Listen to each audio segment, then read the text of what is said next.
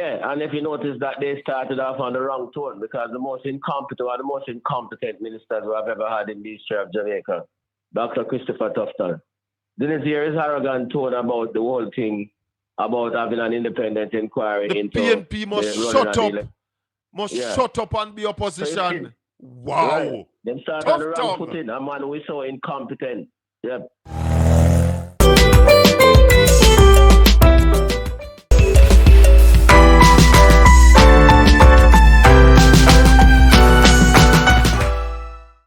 Loyal viewers and subscribers, bless up, give thanks for life, give thanks for your continued support and your love. Today on the Avenue, welcome all new viewers. Don't forget to watch the videos, like and share, comment, subscribe to the channel. Well, my people, let us get into it. Today we will be looking at Ralston Hyman and Colin Bell explaining the state of Jamaican economy and what they think can be done to go forward to get it on a productive state. So, my people, let's get into it and hear what they got to say. And don't forget to go over to Portland Spice and you can hear the full interview over there, my people. Let's get into it and hear what they got to say. Leave your thoughts and views in the comment section and let us have that honest discussion. Thank you very much. So stressed. Yeah. We are too rich to be so poor. It's true. We have the necessary assets, yeah, man, to take us to a place of wealth. Yeah, man. Why are we not getting there? Yeah, man. Yeah, man. So bad policies. Would you be willing to sit at the table, Ralston? Yeah, well, yes. Of course. I said to some people the other day on this program. Just like with Peter Phillips, yeah, man. If the government call me and say, Shaka, you always talk about how we can make how much $1 billion. Come put it on the table, we want it. I would go. Yeah, man. It's not about they are so arrogant and partisan that they are not going to do that. Then that is where we get hungry. Yeah, man. Because if the resources are here and you are unable to achieve the full potential of the country, then you ought not to be the leaders. We want the best result for the country. Yeah, and if you notice that they started off on the wrong tone, because the most incompetent ministers we have ever had in the history of Jamaica, Dr. Christopher Tufton. Didn't hear his arrogant tone about the whole thing, about having an independent inquiry into PNP must shut up. Shut up and be opposition. Wow. Right. Them start on the wrong footing. A man who is so incompetent. Yep. We, Ralston, I think the media, see, and maybe those of us who are strongly about accountability and transparency, there must be a stage where we demand audience from our leaders, you know. Yeah, man. I agree, sir. And not audience to their preferred station. Yep. It's I agree 100%. Time come, we want answers to these questions. How can Cornwall Regional move from 2 billion to 25 billion? I still don't have an end date. Yep. And you're not supposed to answer no question? And that minister is so disrespectful, although he's so incompetent. We are calling on the Prime Minister. And you have said it to him many times, come Prime Minister, take my program for the 2 hours. Take my program for the whole day and talk to the country. Make we talk. Yep. I am ready, willing to give you any amount of time, Mr. Prime Minister, to answer the questions we are asking. And don't come tell me about your bad mind. We don't do that, rude and disrespectful. Out of order, man. Yeah, man. We don't want to hear that. Yeah. We employ you, so you just beg for the vote and you get it. And remember, the majority of the voters get government legally chosen. Yeah, but also a minority government. Yes, that is also a fact. And therefore, Mr. Prime Minister, and to your cabinet, we want answers from you. We don't want you to continue to speaking to us. We want you to come and speak with us. Yeah, man. Ralston, when we look, though, at the future of this economy. What is happening in America? What is happening here in terms of production? How are we going to move forward if you would have to advise them? Well, that's the point that we're talking about and that is why I made a point in terms of the reserves, because we're depending on remittances to deal with the reserves. Our largest source of remittances, 68%, come from America. And based on the policies being pursued by Donald Trump, those things are going to shrink as we go forward. So we have to develop new sectors. For example, as a matter of priority, the creative industries right now in Tokyo, and this is the big thing about the Tokyo World Games and all of those things. So they have to deal with the creative industries promptly, better. Yeah? We need a separate ministry to deal with those things. But it also needs somebody, Ralston, who understands it. Yeah, man. Yeah, man. That's the point I'm making. So that ministry would get the people who understand it to get it moving. And those things are things that we have to do urgently. The whole question of energy, we have to deal with that urgently. Then the 10 years now, and they've never deal with energy. They have to deal with energy with a greater degree of alacrity at this point in time. So the energy would help us to reduce the massive energy bill of over 2 billion, 2.5 billion per annum. The creative industry would help us to generate more foreign exchange. Agriculture, they have to deal with agriculture. The whole thing about land reform, land titling, and fixing the rural roads and all of those things. Those things are important things. But also, Ralston, incentivize our farmers to get into agriculture. Yeah, man, that I mean. Coordinate agriculture. And cut the food importation bill. That must be done. Yeah, man, save foreign exchange. So you save out of the 2 billion again. So you see how much foreign exchange you retain. Additionally, Federal Reserve Board is going to reduce interest rates next week, Wednesday. Yeah. Yeah. The Minister of Finance cannot just sit down and say, oh, the local bankers will eventually reduce the interest rates, because it is pointless for the BOJ to reduce interest rates after the Fed reduces interest rates, and the people in the local banking sector are not going to reduce the rate. So the government will have to find a mechanism to get the people in the local banking sector to reduce the interest rates in tandem with the BOJ. Yeah. So those are some of the most urgent things that must be: creative industries, energy, interest rates. Yeah. The labor force has to be better trade. So we have to find a way to get the 300,000 man them who are supposed to be inside the labor force and who are outside the labor force in the labor force. And we have to find a way to train those who are in the labor force better, so that them can produce goods and services that the world wants. Follow me, I said to you? Yeah. We have to find a way to get the private sector to invest more in our new technology and in places. So when we talk about CARICOM, what Jamaica is difficulty with CARICOM? Trinidad, the man them have the Chris's factory in Trinidad, and them drive the car them when I say Chris. In Jamaica, our people them drive the Chris's car, and our factories are. We have the worst factory. Yeah, so our focus is wrong. We are focusing on luxury and not on production. Consumption and luxury and not on production. So we need a cultural shift. Go ahead, Ralston. Yeah, so we need a cultural shift. I have been saying to people that we have a government who focus on consumption. Yeah, man. And that's the Prime Minister. So that is what I'm going to say. The Prime Minister will have to carry out this cultural shift, starting with himself and the members of his cabinet. Ralston, yeah, man. Ralston, who is going to be the Minister of Finance? That's the big question we're asking. Because the Prime Minister cannot put back Fayval Williams down there. If he put her back down there, he was going to continue to have this erosion of confidence. Yeah. So who that's then? The big question. Who is going to be the finance minister? Because remember, the finance minister can't come from the Senate, you know. No, it has to be an elected representative. So who? Yep. Well, that's the question. That's Ralston, the question. no, man, you have the 34 in front of you, Ralston. Who? Pick and tell me somebody. Any of them that don't make any sense right now.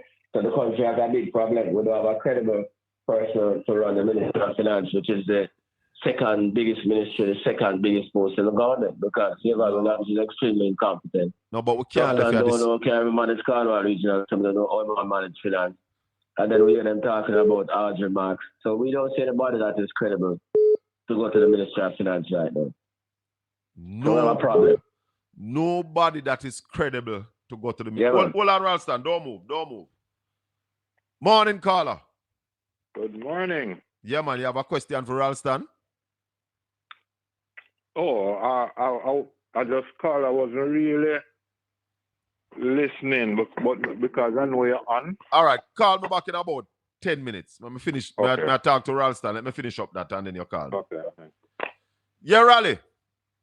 Yeah, so that's the big headache for the Prime Minister and for the country. We see nobody that has been elected that is credible to go to the Ministry of Finance in this time where we're operating in a turbulent international environment. So that's a massive gap, confidence gap. And that is why the dollar is sliding. Yeah, because when the investors look at the same question, the money will ask, who is going to be the Minister of Finance?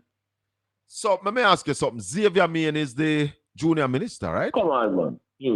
What do you mean, come on, Ralston? You don't know him for the foot much to know about finance. Come on, Colin, man. I joke with you like that. No, man. Then who? Because I am with you 100% that it cannot be anti-Fayval. Yeah, but Xavier Main worse than all of them people, all of them don't call, man. Xavier Main not more finance. So who else on the team have some financial background? Boy, as I said, you hear them talk about Tufton, you hear them talk about Andrew Marks and Fayval. I don't see nobody that is credible. And Prime Minister can't take that. Yep. So Andrew Marks is our first term in the parliament. She have that kind of financial background? I don't know. Yeah? I don't know if Audrey have that financial background. No. She was an entrepreneur. She created Paymasters upon on the basis of that many people. I said, boy, she could be. Yeah, but that's not enough to be. Yeah, you have to understand macro and international economy. Somebody saying no matter who is put there as finance minister, it will be the Prime Minister. Andrew Holness will be the Minister of Finance. Yeah, because he basically run everything, but him no have a great knowledge in finance. So him not have the knowledge either. But no. What? So that's what I'm saying. The country have a problem if the people are voting on issues. Then them will do what them do. Because that is going to be a massive gap. And all of that was obvious long time in Ralston. It's not like this new, you know. From Nigel Clark, pack up and run, we know there is a major problem. We don't them have no team. Simple. But the people of Jamaica don't vote for issues. They vote for how much money they can get for themselves. No, they don't vote for them children, they vote for them future. Yeah, because that's a massive gap. You support a team when they have a midfield general. But Ralston, did we highlight that going into the election? We highlight it every day. I don't know about other people, but every day we highlight it because, we see that and know that is madness because that's the ministry that we focus on the most. And we see that minister was extremely deficient. My. Yeah, man, we have a problem, brother. That's why everybody has said it was like a funeral at the place. Because people are saying, what next? Them win now, so what next? Let me see if Marsh have a question for you. Hold on. Yeah, Marsh. Yeah, man, no one know. What our import bill to what we are exporting, and more so how much we are paying for oil, and what are we exporting to offset that? All right, let me ask him that. So, Raleigh, Marsh want to know what is our import bill to date versus our export bill. He also wants to know what it is that we are importing and at what cost, and what it is that we are exporting and what we are earning from that. Yeah, for the first 3 months, the import bill was 1.8 billion, and we only exported 485 million. The bulk of our imports are intermediate goods and raw materials, which were running at over 500 million. Then we had the energy bill running at over 500 million, and the food and consumer goods bill running at over 500. Those three bills came out to 1.6 billion. What we export? 200 in manufacturing and 300 in mining. Agriculture was 20 million. Nothing else. And bulk of the imports came from America. So how much we export for the first three months? 485 million. 485 million to $1.6 billion worth of import. 1.8 billion worth of import. 1.8 billion worth of import. and 485 million worth of export. Mm. Who is responsible for driving export, Ralston? The Ministry of Industry, Investment and Commerce or the Jamaica Manufacturers and Exporters Association. What, that would have been it. What was our word on the road is that them now begin back the word. So we can multiply this by 4 and figure say this might be our export for the year. That would be a raw average, yeah, man. So we are on a trade deficit about 6 billion this year, more than last year. Last year it was 5.4 billion. But hold on, Raleigh. Hold on.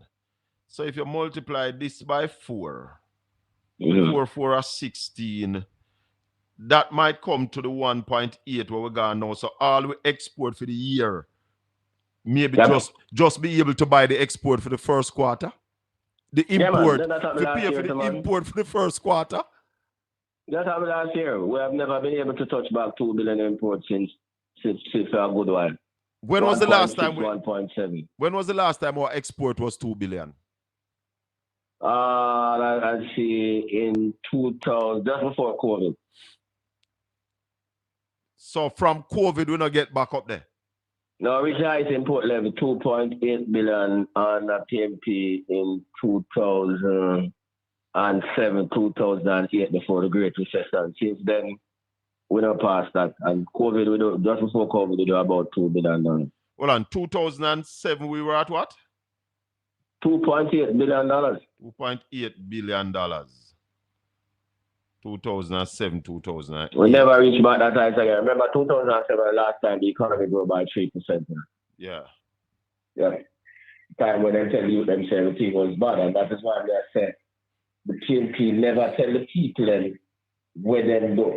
Because all them lie they stick into the youth them on the road who just bother. Yeah.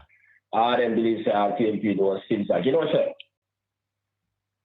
2 people, senior people in executive position, within the last 2 days asked me if JLP ever borrow from IMF, although JLP have 2 IMF agreements right now. Because people believe say only PNP borrow from IMF. Then the message enough people have in their head is that PNP is just about things that can borrowing from IMF. That is why the Prime Minister consistently talk about we don't borrow, and that is why the political technocrats are supporting them with this rubbish argument.